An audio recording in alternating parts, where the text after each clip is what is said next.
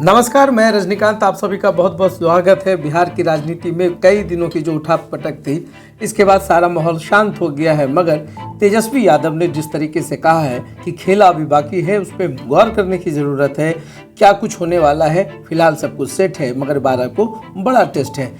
बिहार की राजनीति में दो ध्रुव जो कभी भी आपस में ना मिलने की कस्में खा रखी थी, आज दोनों एक साथ हैं। मैं बात करूँ एनडीए की। कल तक महागठबंधन में रहने वाले नीतीश कुमार आज एनडीए के साथ हैं और जो कुछ भी हुआ शपथ ग्रहण समारोह के बाद जिस तरीके से कैबिनेट के विस्तार की चर्चाएं तेज थी, उस बीच में यह भी कहा जा रहा था कि बीजेपी कहीं ना कहीं गृह मंत्रालय अपने पास रखेगी। मगर कल सब कुछ क्लियर हो गया, स्पष्ट हो गया। नीतीश कुमार ने गृह मंत्रालय भी अपने पास रखा है। अब जो ये जोड़ तोड़ की राजनीति चल रही है पूरे बिहार में, चाहे वो कांग्रेस को तोड़ने की बातें बहुत तेजी से हो रही है कि बिहार में कांग्रेस के 10 से 12 विधायक इधर से उधर हो सकते हैं, तमाम चीजें हैं, पाला बदलने की भी बात हो रही है। इधर राजद कह रही है कि हम खामोश हैं, 12 को इसका जवाब देंगे। तोड़ने की बात और जोड़ने की बात, क्या कुछ होता है राजनीति में, इन तमाम चीज़ों पर मेरी पहली निगाह है। जो कुछ जानकार हैं, राजनीतिक पंडित जिन्हें कहा जाता है, सभी लोग खामोश हैं। कोई प्रिडिक्शन नहीं चल रहा है। हर कोई जानता है कि नीतीश कुमार जैसे कद्दावर नेता बहुत कम बोलते हैं और जब बोलते हैं तो बहुत कुछ सोच समझ कर बोलते हैं, क्योंकि बिहार की राजनीति में चाणक्य माने जाते हैं। क्या कुछ बड़े फैसले हो सकते हैं, इन तमाम विषयों पर 12 तक का इंतजार करना है। मगर फिलहाल जो क्या हुआ है वो मैं उस पर बात करने की कोशिश करूंगा कि राजद हो या कांग्रेस भी जीतन राम मांझी को ऑफर दे रही है कि आप जो है उनकी तरफ आ जाए। बहुत सारा है, पाला बदलना या ये मंत्रिमंडल का जो खींचतान है उस पर भी बहुत विशेष निगाह रखने की ज़रूरत है। संतुष्ट और असंतुष्ट वाली बातें हो रही है और राजनीति में कब कौन किधर पलट जाए, कब कौन बाजी मार ले, यह कहना भी बड़ा मुश्किल है। अब तक की जो राजनीति समझ में आई है पूरे बिहार की, एक बात तो तय है कि बयान के कोई मायने नहीं है, चाहे वो राष्ट्रीय पार्टी के बड़े नेता हों या क्षेत्रीय पार्टी के। हर कोई का बयान मैं वो भी आपको सुनाऊंगा कि पहले क्या हुआ था जब दो ध्रुव आपस में अलग अलग थे। आज दोनों ध्रुव बड़ी पार्टियां जो है जदयू और बीजेपी आज मिली है, मगर इससे पहले क्या कुछ कहा था वो भी आपको मैं सुनाऊंगा।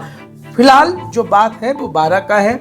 तेजस्वी यादव क्या करेंगे? तेजस्वी यादव के पास बहुत सारे ऑप्शन है। महागठबंधन की बात हो रही है, मगर इंडी के अंदर जिस तरीके से मतभेद होता जा रहा है उस पर भी बहुत कुछ सोचना पड़ेगा। ममता बनर्जी का राह अलग हो चुका है, उधर आपके जो पंजाब की पार्टियां वो भी अलग राह पर है। ऐसे में महागठबंधन किस तरीके से तमाम चीज़ों को सहेज पाएगी, समेट पाएगी, उस पर भी निगाह है।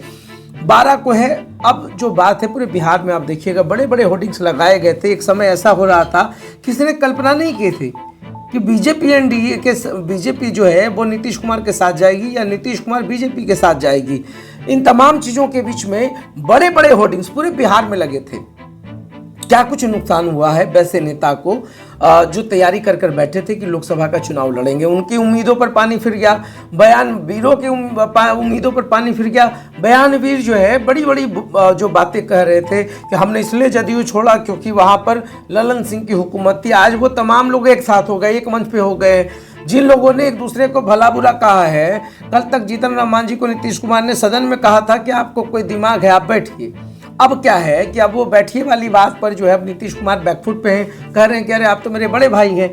ये राजनीति है और राजनीति में कहीं भी कोई भी चीज़ सर्टेन नहीं है, कब क्या होगा कोई नहीं जानता है। ऐसे में जो बड़े नेता या जो छोटे भी नेता रहे जिनको लगा कि लोकसभा चुनाव में वो अच्छा कर सकते हैं, बहुत खर्च किया उन्होंने होर्डिंग्स पे, प्रचार प्रसार, और यहाँ तक कि जब राम लला के प्राण प्रतिष्ठा की बात हो रही तो उस समय भी बढ़ चढ़ कर हिस्सा लिया। और पूरे बिहार की अगर राजनीति आप देखें तो चाहे वो बीजेपी के नेता हों, चाहे जदयू के नेता हों, चाहे कांग्रेस के नेता हों, सभी ने अपना अपना समीकरण बनाकर बैठा था, क्योंकि किसी को यह उम्मीद नहीं थी कि नीतीश कुमार जो है बीजेपी के साथ जाएंगे। सब कुछ हुआ, पैसा खर्च हुआ, करोड़ों रुपये खर्च हो गए, लाखों रुपये खर्च हो गए।